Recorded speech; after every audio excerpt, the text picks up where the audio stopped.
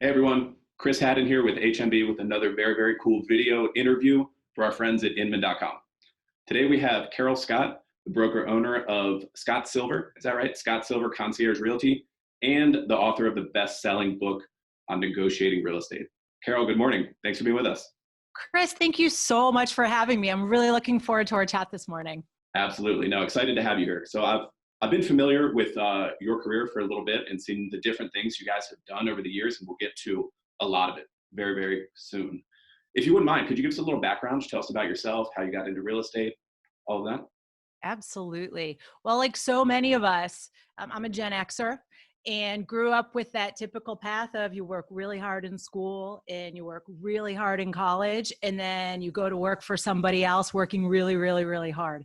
And I did that. And so for the first 15 years of my career, I was working in Fortune 500 companies. Frankly, I was fast tracked through a lot of organizations from working so hard. I did a lot of marketing, PR, business development. I had teams internationally around the world that I was managing. It was a lot of fun, really exciting times. I worked for companies like Mattel, the toy company, Franklin Covey, the Seven Habits company, eBay back in the very early days when eBay was still a really big thing. So really fun, explosive growth in all of those companies, got to experience lots of great things, lots of great places. But what came along with that were frankly 100-hour work weeks. And I was traveling 3 weeks out of the year and 3 weeks every month. And it was just too much. And so my husband and I, Jay, met at eBay in 2008. We knew we wanted to, we met in 2006. We decided quickly we wanted to get married and start a family, but we knew that realistically, the lifestyle we were living wasn't exactly conducive to ever really seeing our children. So we decided at that point, we were living on the West Coast. We were both originally from the East Coast. So we decided to move back east. We landed in Atlanta simply because it was warm and sunny and we had a bunch of good friends there. And we didn't know exactly what we were going to do. And then unbeknownst to us, but known to a lot of other people now, of course, in hindsight, 2008 was the big recession, the big crash in real estate. That said, neither of us had done anything even remotely real estate. We hadn't even purchased our own property. We'd always rented because we were living in California, where, of course, you would rent like a shoebox for $5,000 a month. Sure. But we landed in Atlanta. One day, I'm literally flipping through HGTV. I'm like, oh, look, people are flipping houses. How hard can that be? And of course, like I said, we had no idea what we were doing, but we're like, heck, we can do this too. And so, although we had no experience with houses or real estate, we both had really good skills and experience managing teams, building businesses, negotiating, marketing, sales, all of those components that go into that. So what that led to, 2008, we started a real estate investing firm. Over the past decade, we've flipped literally hundreds of houses, and we've expanded the business far beyond that. We've built custom homes, spec homes, we own rentals, we consult, we mentor, we lend, we've written best-selling books, all different kinds of things in the real estate space. We also host the Bigger Pockets Business Podcast, just all kinds of fun stuff all over the place. We moved to Sarasota, 2019.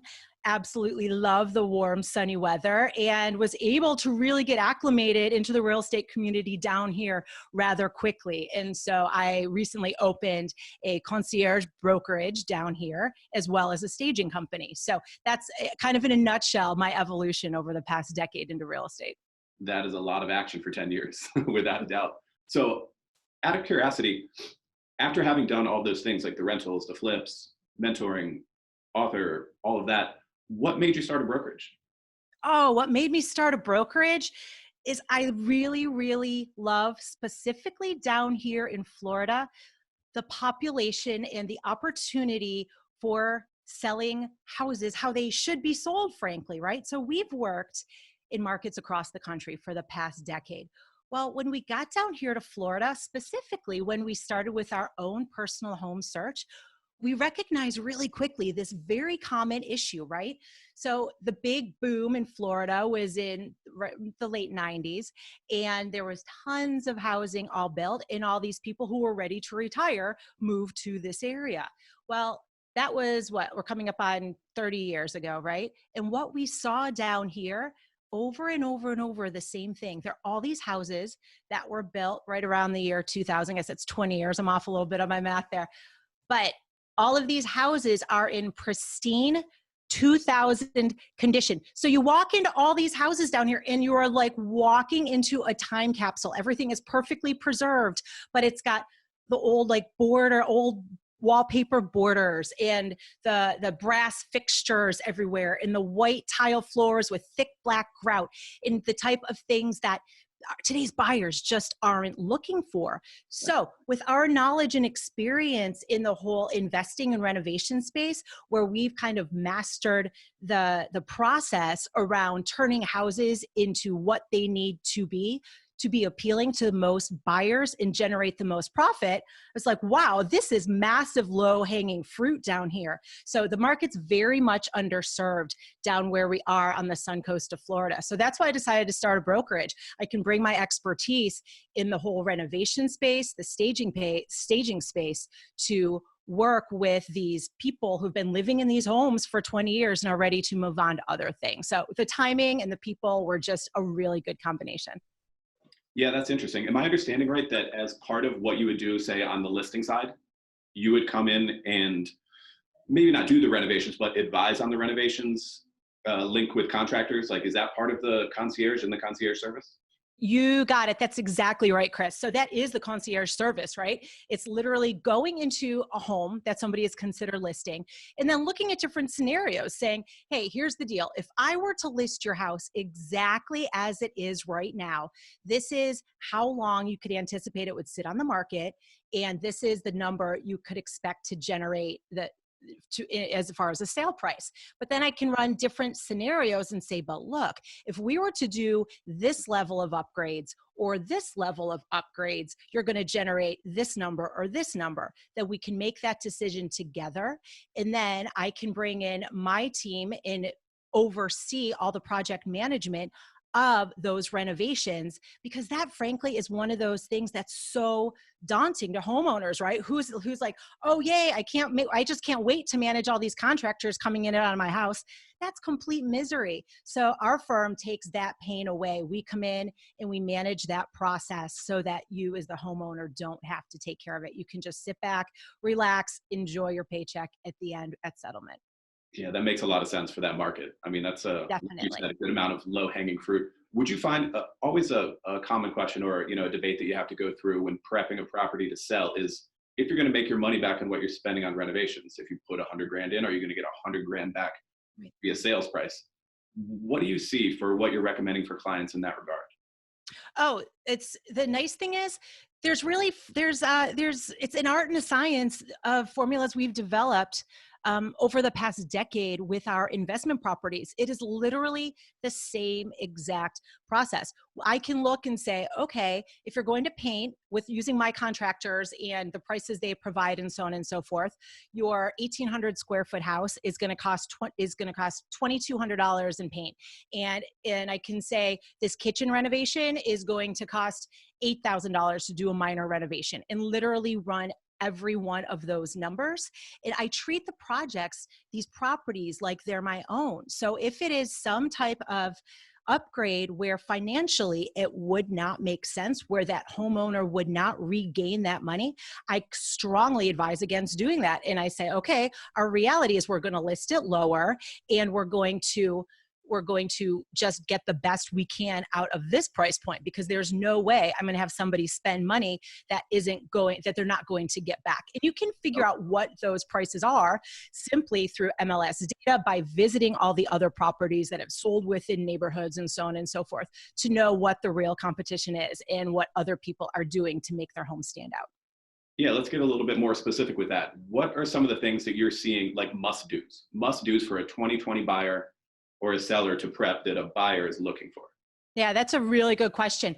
So I think it's super important to keep in mind that although, as we all know in the real estate industry right now, we are just flying, right? We're at an all-time low as far as inventory, all-time high as far as prices. That said, buyers still want something that is completely move-in ready. Nobody wants a project anymore, right? So it used to be there was a time and a time and a day when people were more than happy to get a super great bargain on something that was a big fixer-upper. That is simply not the case, and especially in my market down here right now, there's right in my neighborhood where I live, I think there's a great example. We just moved here in June of last year. There was a house that was listed in my neighborhood about a month after I moved in. So last July, maybe early August. It's a cute little one level, 1,800 square foot house. It was listed for $349,000. And it was exactly what I described earlier, right? It's pristine 1991 finishes. It's just in wonderful shape, but you walk in and it is beige and more beige and more beige. And it's not appealing. And you walk in and you're like, wow, this is and your head just spins because you just see, to realistically make it appealing, there's just so much work that needs to be done. That house, like I said, went on the market last July or August for $349,000. Here we are in February. That property has since dropped and dropped and dropped, lowered itself down to $319,000, and it is still sitting there. And it kills me because the listing agent has like a year agreement on it, so I can't take it over. Now, in contrast, there is another house in my neighborhood that was listed about 6 weeks ago. Same exact house, same exact floor plan. The lot was very similar. That listing agent went in and helped those homeowners do very, very basic upgrades. They painted it all a neutral color. They changed out all the old brass fixtures, so like doorknobs and faucets and light fixtures, just to a very simple neutral brush nickel. And they had it staged beautifully with just nice neutral transitional furniture with color pops. That property went under contract in 4 days for $379,000. So if you look at, it's not even data wise, anecdotally, you can simply see in neighborhoods all over the place, hands down, people are just not only going to choose the property that's ready to go, they're going to pay exponentially more for a property that they know they can just move right into. Yeah. And how much would you estimate that seller put into? How much do you think they spent on those somewhat minor renovations to go from that 319 not selling to 379 sold in 4 days? Easy. So let's say about $2,000 in paint. I would say in fixtures and those types of things, probably about let's say high end of 2,000. And they did install granite countertops in the kitchens and baths. So that was probably about 4,000 on the high end. So for under $10,000, they were able, and of course some staging, under $10,000, they were able to create a product, because that's what you're realistically doing. You're taking the home out of it and you're making this house a product that is really attractive to your buyer base. Under 10 grand, they were able to create this product that sold in 4 days for what will end up being a $60,000 higher number than another one that's sitting right around the corner and just sits and sits and sits with all those holding costs. Wow, that's a no-brainer. It's such a no-brainer, such a no-brainer. Did you plan on going into that niche when you started your brokerage? You're like, here's what I see in the market. Here's where we can, in essence, stand out, beat our competition a little bit. Absolutely, yes. It was entirely intentional from the get-go. Florida, let's be clear. Of course, there are, especially in a hot market, there are lots and lots of realtors, lots of real estate agents, so on and so forth. There are so many in Florida, tons of part-time agents, lots of people who are retired, and they're like, oh, I may as well try my hand at real estate. So the market is absolutely flooded. That said, when you look around and you see the houses as products that are being delivered, it doesn't have that level of expertise that our team's able to bring to the table. So yes, it was absolutely intentional from the get-go that we would be focused on these priorities. Interesting. I like that. And besides that niche, focusing on that kind of property, what else would you say makes your brokerage and your team stand out? Like, in what areas do you win? Is it in marketing? Is it in operations? Like, what do you go all in on? Okay, so it's the experience of bringing all the investing, all of our investing experience is one of them.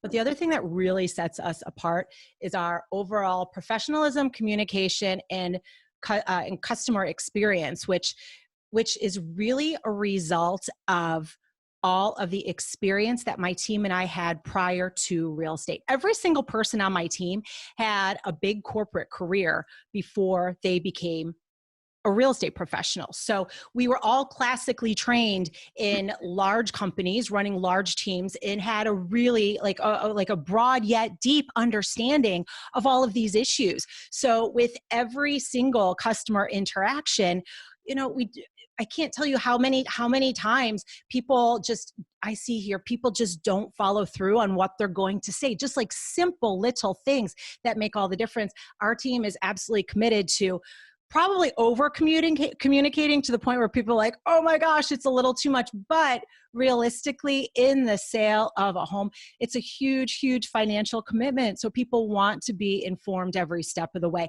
We go over the top, surprising and delighting people. We go over the top we use a lot of video communication, for example, rather than just written communication. We really determine who our buyers and sellers are, really ask and listen what their specific needs are, and tune into all of those things and deliver accordingly. Also, because of our corporate experience before, as well as this experience we've had over the past decade, we absolutely pride ourselves in being expert negotiators. And obviously negotiating, I think a lot of people in real estate or other industries just look at negotiating as a big kind of daunting you versus me type of situation. We approach it though from the lens of we are solving problems together. So you have a need, I have some solutions. Let's work together and see how it can be a win for everybody so that we can continue that relationship for the long term and continue working together. That's always a fun question. And that is one of the best answers I've had. It's a very common question in the world of real estate brokerages and agents, because like you said, there just are so many of them and you're offering a very similar service and product. Yep. And that's why it's a really fun thing to talk about. And that was a very well put together answer. And whenever this comes up in conversation, like talking to agents, either, in some kind of interview or maybe, speaking to their offices, having that game plan together and that elevator pitch that you can spit out is very, very helpful. And then the other answer that I kind of like that I've given to agents that gives them a little sense of comfort, I think, is that you don't have to stand out necessarily if you can outmarket them. And, absolutely. Right? So maybe don't stress yourself too much about being better at this or that. I mean, the attention to detail I love. I mean, that's a very low hanging fruit again, a very easy way to win against a lot of the competition. In addition, you can outmarket them and then you don't have to turn it into something that it's not, right? That's exactly right. And speaking of marketing, I would say I didn't touch on this specifically, but it all goes back to what we've done with our prior business, as well as the corporate experience we had a long time ago, right? Like I said, I come from a marketing PR background. So every marketing contact that we have is, I wish I had some samples here. I'm not in my office right now, but the mailers we send out, for example, are not your typical postcards. We write press releases constantly. I mean, we are very old school in our approach to communication. We do a lot of online, we do a lot of social and that type of thing, but we also revert to tried and true old school techniques as far as marketing and PR, and specifically because that's really who our audience is down here in Florida, right? You do have a lot of families moving here, but we do have a lot of retired people. We have a lot of people getting ready to move into assisted living, and their now adult children are taking care of the sale of their homes and that type of thing. So we're really approaching the marketing and PR in a very old school, if you will, manner, because it serves our audience well. That's interesting. I like that. So this is a relatively new venture. You said you just moved down to that part of Florida, 8 months ago or so? Yeah, it's been 8 months. Yes. Fantastic start. Where do you see it all going? Where do you see your brokerage in 2-3 years from now? That's a great question. The plan is that we are going to either, there are two different ways. Our exit strategy is one of two. We're going to build and build and build and franchise our model, or we may be open to acquisition type of thing. So we've built within the brokerage. We also have a staging arm, which is a separate yet very well integrated company. And like I said, from the get-go, everything was very intentional with this brokerage. I maybe have gone a slightly different strategy than a lot of new real estate agents in a market would do, which is, you get into a new market, you start calling everybody, you go to your sphere, you talk to more people in your circle, you gain business, et cetera, et cetera, et cetera. I did it in a very backwards manner because, like I said, from day one, it was very intentional what the focus of our business would be. And from day one, because of what we've learned in our investing business and what we teach in our investing business, we have developed systems and processes for every single touch point from the get-go. So I have a big, thick binder back at my office, as well as everything in a Google Drive that everybody on our team has access to, of literally how you answer the phone, what a listing presentation looks like, what an email signature looks like. I mean, every little last detail, so that once this business is grown to a point where we're ready to do something different, or who knows exactly what that's going to be, it is literally ready for sale, ready for acquisition, ready for franchising, because it's like, here are our systems, here are our processes, here are the type of people you need to hire, here are the different touch points that you're going to have every step of the way. So that is how we've approached it from the get-go. Yeah, that is very cool and very rare, as you know. Oftentimes, a real estate office is going to be way too dependent on the broker owner because the systems are not in place. It's similar to how we've structured and grown our private lending company over the years, with the exact same thing in mind. Like, how can we insert someone else and the whole thing still runs? It runs beautifully and smoothly, and ideally even better than when you were there in the first place, because it's your baby, but then you have it developed and grown in such a manner that somebody else can come in and follow your rules, systems, processes, and procedures, yet bring their own unique and individual experience into the mix to change it up just enough so that it really suits that market as well as it should. No, that's very cool. That is very cool to hear. Totally agree with all that. Easy to say, not so easy to do. Exactly. It's hard. It's a lot of work. This is not for the faint at heart by any stretch. And I'm not going to lie and say it's been easy, smooth sailing every step of the way. Like with every single new business, there are hiccups, there are learnings, but we have absolutely, again, learned over all these years of doing this. You just have to remain consistent, right? We talk about, we are co-hosts of a podcast as well, and we interview founders and experts all the time. And there's so many common themes among entrepreneurs, but one of them is that you just can't let yourself get distracted to look at this new opportunity and that new opportunity and that new opportunity. As long as you stay focused and consistent and you have a plan and you continue to work that plan every single day, no matter what those little nuggets are. If your goal is, I need to make phone calls all day today until I get a staging job, or I need to make sure that no matter what happens, I have to get 3 new marketing pieces out today. Whatever that thing is, that's consistent, and you stick to it and you do it over and over and over, rather than letting yourself get distracted by bright, shiny objects, you will succeed. No, that's very cool. And actually, I wasn't planning on this, but I'm going to show you something real quick that I keep. What you got? This is consistent. This is my checklist every week. Great. It's got the same stuff on it. And it's in different kinds of departments. And this is how I keep my eyes and focused on the right stuff in different categories: marketing, business development, operations, finance, personal development. And every Monday morning, I print it out, put it on my desk, and I go through my week. This is my goal. Yes. This is my goal right here. Exactly. That's what you do. And that's why you are successful, because you have that roadmap, you have that strategy. You're not just flying loose on a daily basis saying, what next? Yeah, absolutely. And as any business owner knows, as you grow or try to make a thing that's bigger than yourself, one of the coolest parts about it is that you change, you develop, you evolve along with it. What would you say, this is a little curveball, but what would you say is something that you're trying to improve about yourself, your own game, in order to do what you're trying to do? Yeah, that's a really good question. One of the big things that I am trying to improve upon about myself is trying to figure out the right way to explain this. It's all about the people I bring into my business. So the backstory on this is, like I said, for many, many years, I led teams within corporations, right? Excuse me. And I was very successful at leading teams within corporations.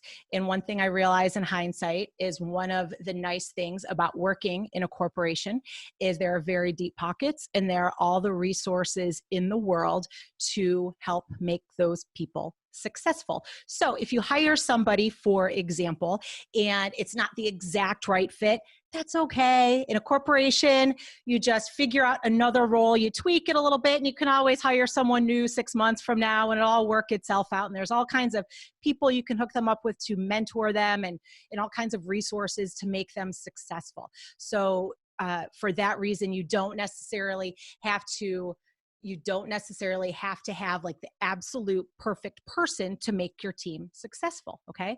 Well, what I've discovered with starting this new business, this new brokerage specifically, is you have to be so much more in tune with the absolute right fit for the people that you bring on board, right? So in contrast, back in the day, it was very, very easy to put together, well, what we kind of need for our organization is this, and if they have this skill and that skill and the other skill, great. What I'm realizing for this organization is every single person that I bring on, I have to be very specific about the skills that are needed, about the experience that's necessary, and the fit of just personality and goals and morals and overall just character. Because realistically, in a small business that we're just starting, I and these other people are interfacing constantly. So even though we may not always be in the office, of course, everybody is out getting clients, is running their business, so on and so on and so forth.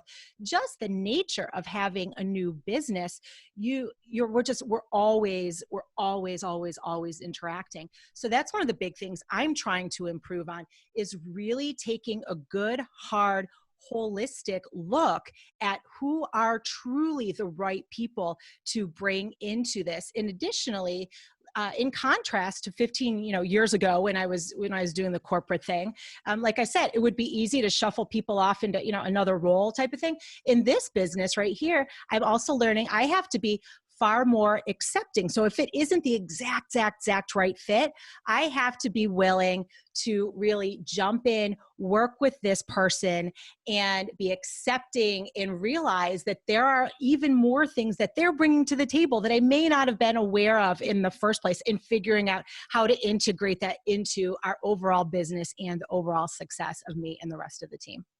Yeah, that's a very interesting take on team building, a flexible kind of creative approach on team. You have to be. Yeah, you have to be, because when you're starting a business, resources are limited, right? But I still, because of the nature of what we're doing, I have to be incredibly selective about the people who come in, right? You don't want to just hire kind of like anybody who kind of might fit the bill. Every single person has to be so uber polished and so over the top professional and able to be intuitive and empathetic and tune into other people's needs. So it's like you have to be, so completely selective and figure out the right way to make everybody work well within the organization together. There's no room for failure. Yeah, absolutely. No, that's very cool. And I commend you on the launch. They've done good things in a short amount of time. I'm sure a lot of good things are coming soon. And I definitely look forward to keeping an eye on what you guys are up to. If people watching want to check you out more, like you personally, your company, your book, where's the best place for them to go? Great. So on Instagram, I'm at cjfullcircle.com. My website is Scott Silver. I almost said Scott Silver Staging. That one's launching next week. But right now we have scottsilverrealty.com. That's where you can find out everything about Scott Silver Concierge Realty. And Scott Silver Staging is coming up very soon. You can find me hosting the Bigger Pockets Business Podcast right on Bigger Pockets. And you can also buy the book on negotiating real estate right on Bigger Pockets as well. Awesome. Congrats again, Carol Scott. Thank you for taking the time. Thank you, Chris. It's been awesome. I appreciate it.